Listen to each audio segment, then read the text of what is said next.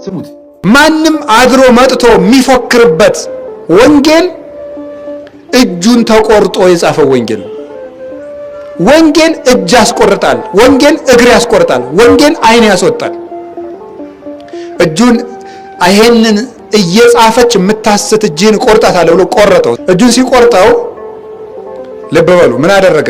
ንጉሥ አምላኬ ሁሉን እንደሚችል እና ተመልከት አለና ቀኝ እጁ ነበር የተቆረጠ ወንጌል የጻፈባት። በግራ እጁ ቆራጣዋን አነሳና መልሶ ቀጠላት።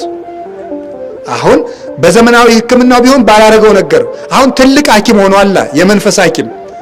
እጁን ቀጠለ። ከዛ በኋላ ሰማህ ንጉሥ፣ እኔ እጄን የምቀጥለው መከራ ስለፈራው ሳይሆን አምላኬ ሁሉን እንደሚችል እንድታውቅ ብቻ ነው። ነገር ግን አሁን መከራውን ለአክሊል ስለምፈልገው እጄን መልሼ ቆርጠዋለሁ ብሎ መልሶ አለያየው፣ አክሊል ስለሚቀበል። ከዛ መጨረሻ ላይ አንገቱን ተቆረጠ። አንገቱ ተቆርጦ የክብር አክሊል ተቀበለ። ይሄንን ወንጌል ለኛ ሰጠን። እውነት ለመናገር ፍሬን የተሞላ ወንጌል የተራቡ ነፍሳት በእውነት ነፍስ ርብት